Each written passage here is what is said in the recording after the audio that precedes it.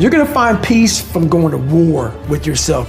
Whenever life would start getting good for me, God would throw a nice anchor and stop me right there. To get over there to that side, I gotta grind myself into a fine powder. And I did it. I did it off of sure will. When your mind, this is this whole 40% rule I talk about all the time, that I made up a long time ago. I started making it up through pain. Tell them what that is as you go. So basically the 40% rule is, I am a strong believer that we quit. Because why? How the f does a 297-pound cockroach guy who quit on everything is now considered one of the baddest men on the planet? How is that possible? It means I had to change one thing, my mindset. So there's no way in hell that was in, but that guy was in me. It wasn't like God came down here and said, hey, guess what, man? You're a fat ass, but I'm gonna now make you a badass. I'm gonna miracle this to be a badass. No, it was in me. I had to believe and make that belief work. And through hard work, I did that. So the 40% rule is like we have like a car. Some cars have a governor on it.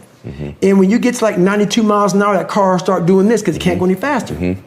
Those cars that don't have governors on, like a fast ass, whatever, Porsche, whatever, I'm gonna bury it, gone.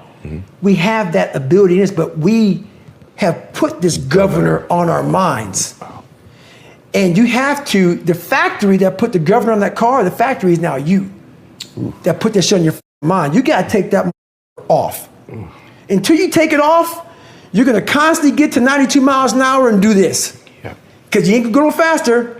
As a matter of fact, you might even go slower. You're gonna find peace from going to war with yourself. Because we all got shit. We all got shit. People look at me. The reason why my story resonates with people, because I don't hide. I'll tell you exactly who the fuck I am. I will admit to it. People are great at hiding.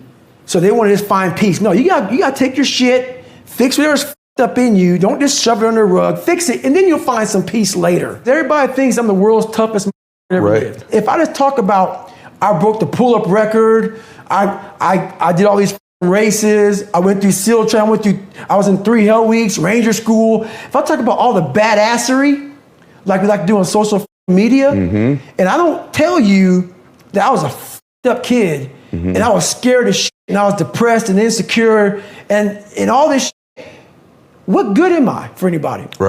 I'm a superhero, but I'm a liar.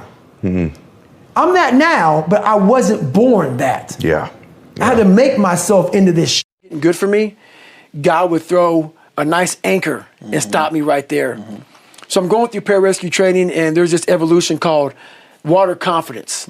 And water confidence is pretty much what gets people kicked out of special forces, special operations is the water. And they try to drown you, pretty much.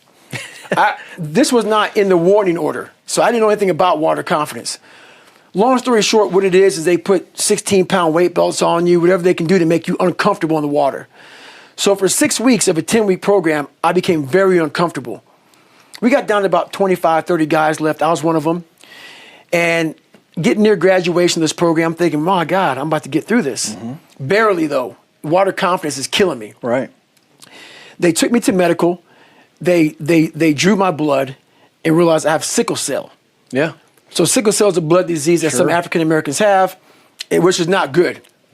So they took me out training for a week. And when you go from being uncomfortable, that's your lifestyle, you get used to being uncomfortable. When you go back to being comfortable, your mind says, I don't want to go back to being uncomfortable again. So I was like, I don't want to go back to the water. So my whole mindset was, I want to get out of this training. So I was hoping that they were going to medically disqualify me from pararescue program. That didn't happen. A week later, the doc called me in the office and said, hey, guess what, man? We're going to put you back into training. I was like, okay, well, I missed a week. I got about 2.5 weeks left. I can do this. I went back to the, to the CEO, the commanding officer. He said, hey, guess what? We're going to start you back from day one. And when he said that to me, my mind went back to the old David Goggins. So I thought I had changed. Learning how to swim, learning how to read and write. All I was doing was attacking the surface. I wasn't getting down into the dungeon of what was really bothering me. So whenever like tough times would happen, any tough time that would, really tough time that would happen, I would go back to the sewer of my mind. So this happened, I went back to lying. I said, hey, you know what, CEO?